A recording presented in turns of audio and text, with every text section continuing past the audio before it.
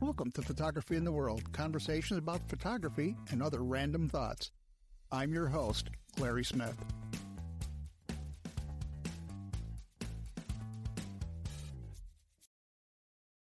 Hello, and welcome to another episode of Photography in the World.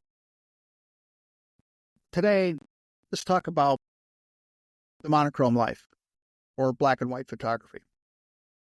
So, in 1826, almost 100 years ago, the first photograph was taken in France by a gentleman by the name of Joseph Niepce. The photograph was a black and white image taken of the view from his window. Niepce is credited with being the first photographer, first person to take a photograph. Those photos were taken on what is called a heliographic plate, and there are only about 16 of those heliographic plates known to exist in the world anymore today. And some of those are in the Royal Photographic Society in England. So what is monochrome photography or black and white photography? It's a photography where the position in the image have different values of light. It's the light that matters, the light value that matters, but not the hue. They initially were, you could process them in a when you were processing film in what's called the gelatin silver process, or today we do it digitally, right? So black and white photography became super popular in the mid-19th century, right after it was invented, because everybody wanted to do this. And you've seen like the Old West where the photographer had the big plate, right? So that's what those were. But upon the invention of the film camera, it really took off. People were snapping pictures all over the place of everything you could imagine. So black and white photography takes away the distraction of color. It lets you focus on things like the subject, the textures, the shapes, the patterns, and the composition of the photo. There are certain dark and contrasty tones that give black and white, a mysterious and rather moody feel. Color photography is like a book that tells you everything. Black and white photography is like poetry. Its strength isn't in what it says, but in what it leaves out. That is a quote by Heinrich van der Berg.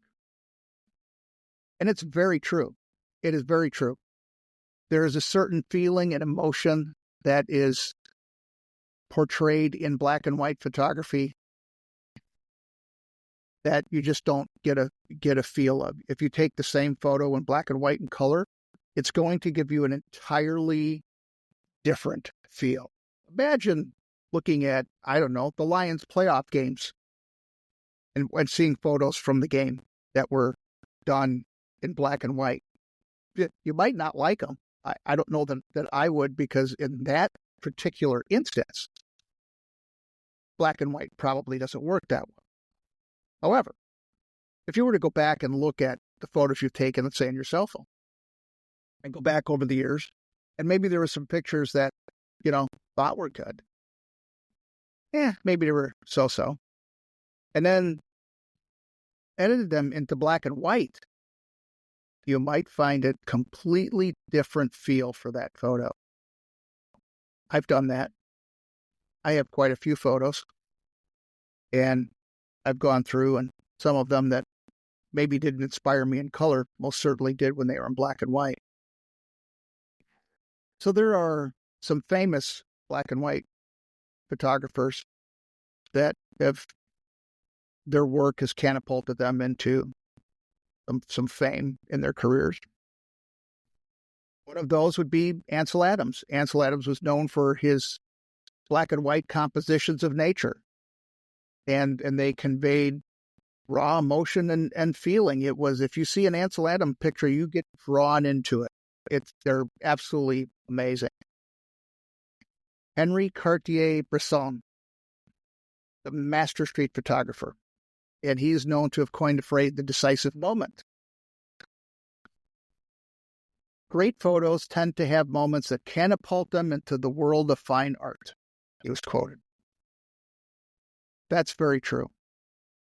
The decisive moment. That was a subject of a previous podcast, A Moment in Time,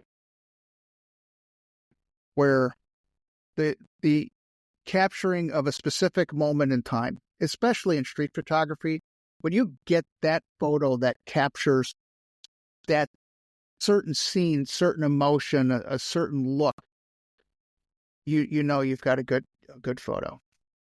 It's pretty in doing street photography over the years myself, it's a pretty satisfying moment when you sit back and you go to, edit your photos and you go, wow, that's what, look at that. Look at that expression, look at that scene, because the light, the way the light and the shadows play in a black and white photo it's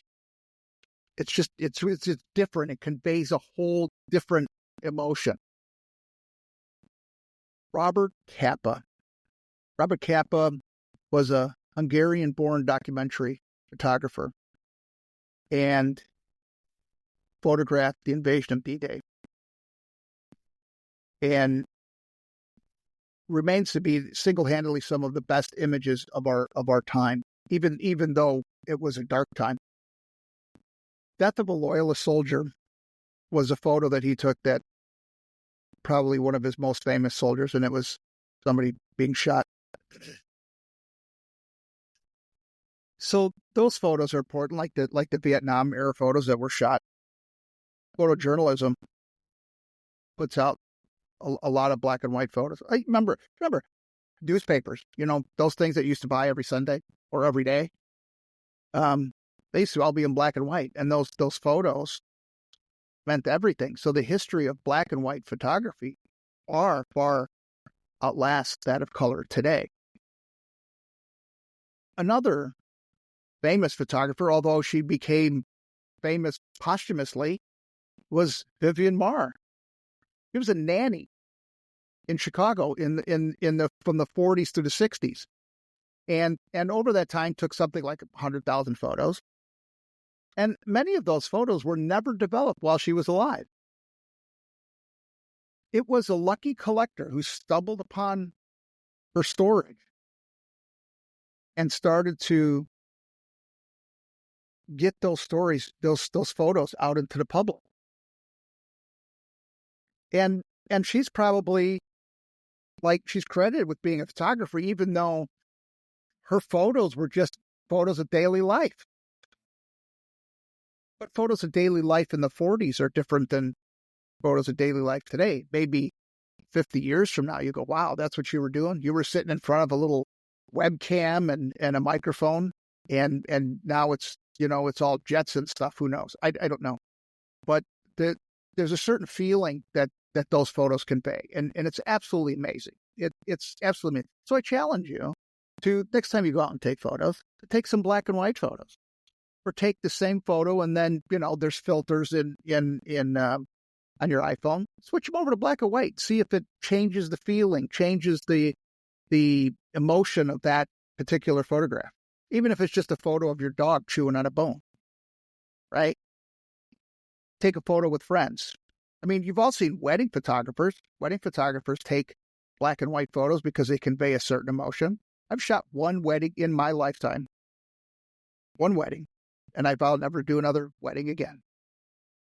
Nothing personal, but wedding photography is a lot of work, a lot of planning, a lot of work. And, but that being said, I've shot a wedding, and some of my photos were done in black and white, and the comparable color photo that went with those black and whites didn't convey the same message. It didn't convey the same emotion. There's something to a black and white photo that gives it maybe a little bit of historical look to it, a little older look that people like. It's kind of like when you go to, say, a carnival or a state fair or something like that, and then they have the caricatures where they, not the caricatures, but where where they dress you up in, like Old West garb, and you've got the frilly dress on, and the guy has the 6-shooter, and they take that photo, and you get this, you get the black and white photo. It looks like you're back in the Old West. It's kind of like that, right? But you can do that. You don't need to pay somebody, $30 for that photo. I mean, outside of the costume, but you could take black and white photos yourself. Not that hard.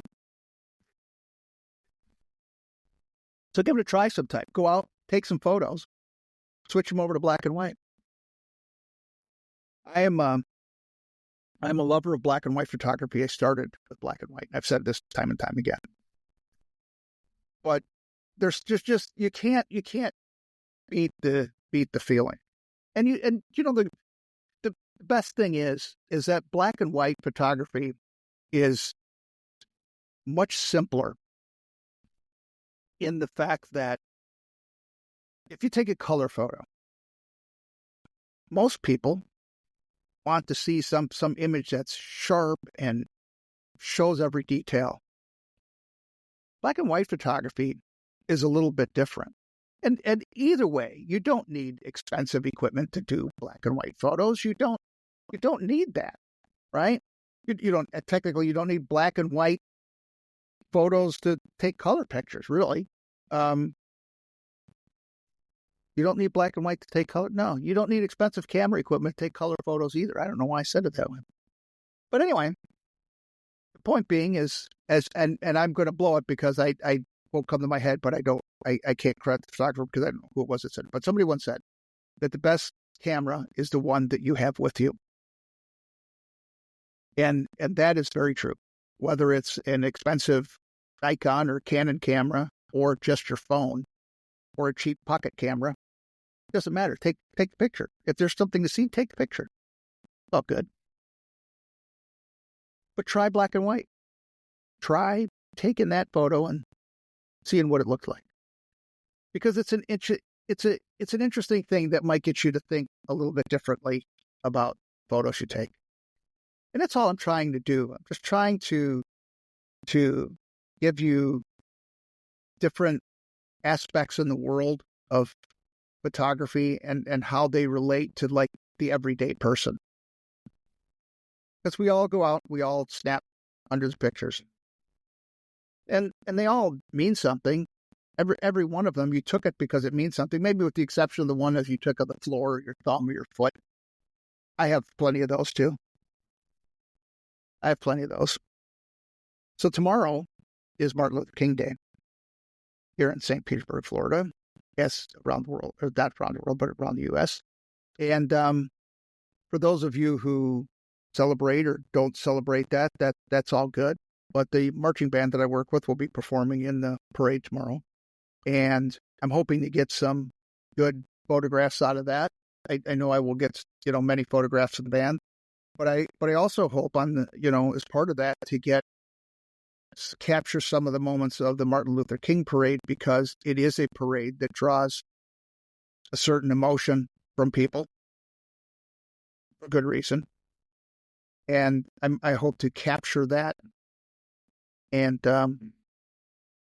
be able to get some good black and white photos out of that and publish them on my website. So more to come on that. We'll see how that goes. But again, as always, I encourage you to go out, find the moment, and take the pictures, and just have fun with it. Capture those moments. So until next time, speak again. Bye now.